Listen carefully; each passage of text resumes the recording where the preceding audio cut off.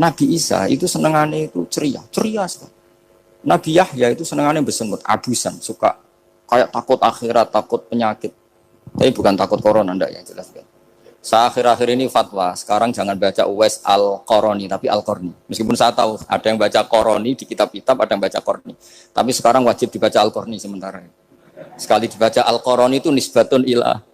Iya, jadi makanya ini untuk sementara dibaca, ngikuti yang baca Uwais Al-Qarni. Meskipun di sarah-sarah apa bi fathir ra wakila bi sukun, ya sudahlah sekarang harus ijma dulu Al-Qarni ya, karena kalau Al-Qarani itu akhirnya Rasulullah kayak apa bencinya dengan Wahsy karena qatilu Hamzah. Tapi Nabi tunduk sama konstitusi Quran. Laisa laka minal amri syai'un aw yatuba alaihim aw yu'adzibahum. Akhirnya Allah malah memberi tobat sama qatilu Hamzah yaitu Wahsy. Ini pentingnya baca lagi. Kalau kita tidak baca hanya khusuk saja, tidak baca. Pasti sama orang yang menginjak orang sujud tadi, yang nginjak pasti salah enggak dimaafkan. Bongso pasti. Pertanyaannya adalah, betulkah Allah punya sifat satu yaitu yu'adzib? Makanya kalau kita baca misalnya baca Quran walillahi mulkus samawati wal ard ya sudah yaghfiru liman yasha wa yu'adzibu man yasha. Kalau nuruti rasa kita ya inginnya ke kita yaghfir, ke orang lain yu'adzib. Tapi Tuhan kan enggak terima. Saya ini Tuhan kok didikte makhluk saya ini gimana? Enggak bisa. Sehingga ya ini lagi-lagi ilmu. Makanya saya cocok enggak cocok itu suka baca. Saya suka sekali baca mulai ulama dulu, ulama modern, setengah dulu. Mulai ulama yang kedunian sampai setengah kedunian. Suka. Saya dulu tuh gak suka uang. Karena saya memang tadi, mbah-mbah saya dari bapak itu wali mas. Kalau tadi Mas Nadif jujur, mulai Mbah Soleh itu suka bully mertuanya. Jadi saya alhamdulillah dia jujur. Jadi, Mbah Soleh itu menantunya Raden Asnawi. Itu ya bully-bulian sama ini terus ditiru beliau ini. Itu gak suka sebenarnya. Saya itu ya pokoknya tadi, kalau orang daftar wali itu kan gak suka sama. Karena mereka nangis ketika Allah ngendikan wa aqridu atau ayat-ayat anfiku atau orang baik disifati wa aqridu wa qardan hasanah. Itu hadal khitab li ahlil jiddi wasarwah. Ini khitab untuk orang kaya. Kalau isin Gusti jenengan nampen ngongkon infak kok kalau diinfaki. Jenengan nampen ngongkon ngamal kok kalau di ngamali. Jadi maka yuhibbunal mal, mereka tidak suka harta. Walakin liyana luladzatal khitab bil infak, dan itu harus kaya dulu untuk bisa infak. Jadi itu uniknya. Akhirnya saya Imam Sa'roni penting juga kaya. Jadi wali untuk suka harta itu nunggu diperintahkan Allah. Alhamdulillah kita enggak, sudah wali dulu karena sudah senang harta balik. Jadi kayaknya keren kita di bang wali-wali itu. Artinya wali itu tahu pentingnya harta setelah jadi wali. Kita alhamdulillah mulai kecil sudah tahu pentingnya harta. Kayaknya kita lebih wali. Imam Syafi'i itu dulu gak suka sama orang kaya. Saya berkali-kali ceritain. Karena dia dididik Sufyan As-Tsauri, Sufyan bin Uyainah. Tapi ketika ketemu Imam Malik itu kaya raya. Meskipun dia hidupnya sederhana, tapi kaya raya. Pas beliau mau, Imam Syafi'i dia agak-agak sopan kalau sekarang tanya, setelah jenengan ilmu yang saya harus ambil siapa? Kata Imam Malik, yang sealim saya itu sudah meninggal Abu Hanifah, tapi muridnya masih, namanya Muhammad bin Hasan Asy-Syaibani. Kamu datang ke sana. Semalam itu Imam Malik dikasih uang 500 dinar. Padahal 1 dinar itu 4,25 gram. Bisa dihitung tuh, berapa ratus juta. Terus paruhnya dikasihkan Imam Syafi'i. Nah, tidak kasangoni. Pagi-pagi diajak ke Baki. Dulu Baki itu ada kafilah rental unta. Mana kafilah yang mau ke Irak? Kita. Ya sudah ini antar. Tak bayari. Diantar Imam Syafi'i. Diantar ke Imam Muhammad bin Hasan Asy-Syaibani di Irak. Itu ketemu Muhammad bin Hasan Asy-Syaibani pertama itu apa? Beliau itu kalau ngitung uang di meja. Emas-emasnya di meja, uangnya dolar semuanya di meja. Tambah kaget. Ini saya sama Imam Malik ingkar, ini malah lebih parah lagi. Kata Muhammad bin Hasan Asy-Syaibani, "Atak jabu min hadza." Kamu kagum dengan ini merasa aneh? Iya. Ya sudah ini tak kasihkan orang fasik. Tinggo demenan, tinggo judi. Jangan, jenengan saja. Kalau jenengan kan orang soleh dipakai kebaikan, berarti orang soleh boleh kaya. Angsal kan itu. Semenjak itu Imam Syafi'i kebablasan. Sampai fatwa kiai fakir itu haram. Kiai bisa bikin rumah bagus, bikin rumah jelek, haram. Puasa al-Islam ya lu wala yulah. Nah, lagi-lagi kebetulan kita sebelum ngaji Imam Syafi'i sudah seperti itu. Jadi ini justifikasi. Lagi-lagi itu ilmu. Saya ulang lagi itu Akhirnya saya baca kitabnya Imam Sa'roni namanya Al-Minanul Kubro. Itu beliau cerita wa mimma manallahu alaihi. Kesannya kayak orang sombong. Tapi sebetulnya yang sopan itu yang sombong karena Imam Sa'roni kan bilang, kamu harus memaklumatkan diri kalau antum minal ulama il amilin. Kamu termasuk ulama yang amilin. Terus ditanya sama orang-orang, bagaimana kalau nyatanya enggak? Kamu tadi subuh sholat, iya saya sholat. Kamu tadi zuhur sholat, iya saya sholat. Kenapa ketika kamu maksiat ingat terus, ketika kamu taat tidak ingat? Berarti kamu anggap Allah itu menyesatkan kamu tok, tapi tidak pernah ngasih hidayah sama kamu. Pas delok rondo ning dalan kok maksiat, bar sholat atau syukur, bar zuhur atau syukur berasa. Berarti kan nyifati Allah, hari ini Allah ngasih saya maksiat. Sementara lupa kalau Allah ngasih sholat zuhur, sholat asar, sholat maghrib, sholat.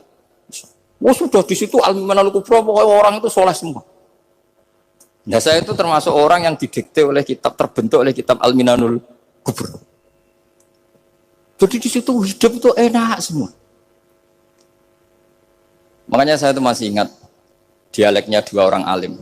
Nggak berusaha sebut, ini agak sensitif. Karena ceritanya itu ada anaknya kiai mau nyalek. Karena dia anaknya kiai tanya, Mbah, dalilnya nopo nanti yang kepingin jadi jabatan, mencari jabatan itu sah.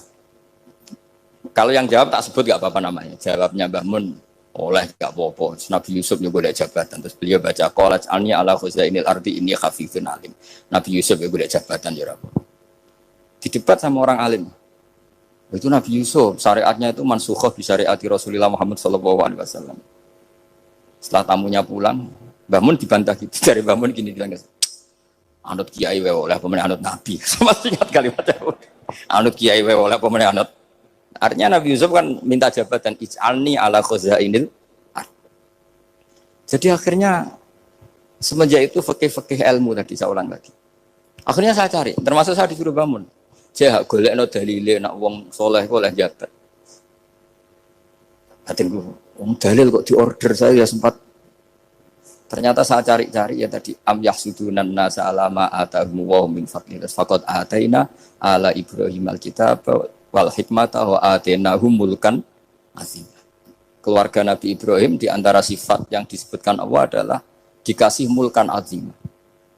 Sebab itu akhirnya kiai Indonesia itu mazhabnya Safiyah semua. Politik ya kerso, jabat ya kerso, proposal ya kerso. Saya ini, maksud saya ini yang menyelamatkan ilmu. Kalau orang khusyuk pasti gedeng. Kiai kok gelem proposal, kiai kok para pejabat.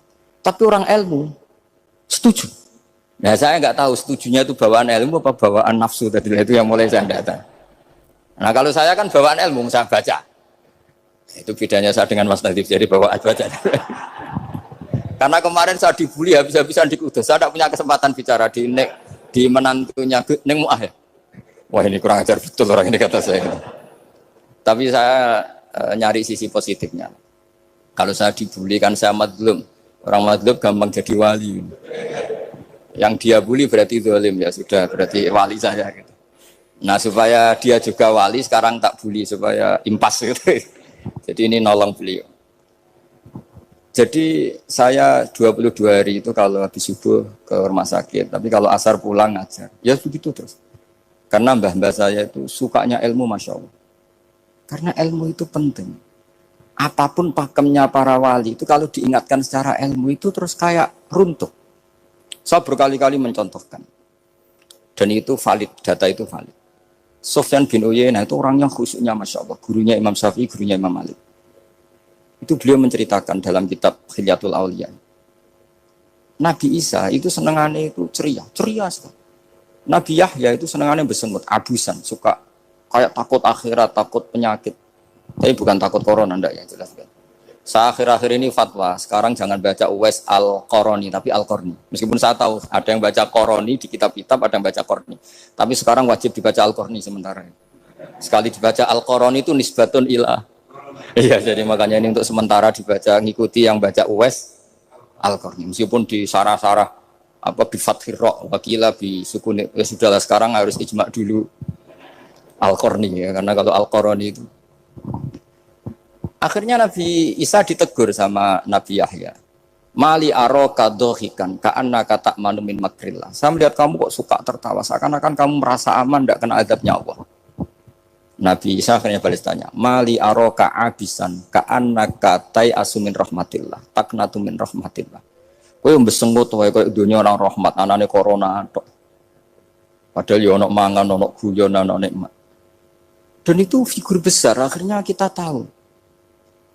Dan saya sering cerita juga, setiap dakwah itu Nabi Isa nyari syirorun nas, Nabi Yahya cari khiyarun nas. Tentu alasan Nabi Yahya gampang, berteman orang baik itu baik lah, nyaman, terus akibatnya juga baik. Nabi Yahya enggak. Limada tanzilu ala syirorin nas. Kenapa kamu singgahnya ke orang-orang yang buruk? Ana tabibun udawil mardo. Saya ini dokter, tentu menyembuhkan yang sakit. Akhirnya terus di Indonesia banyak kiai yang kancanan orang fasik ya banyak.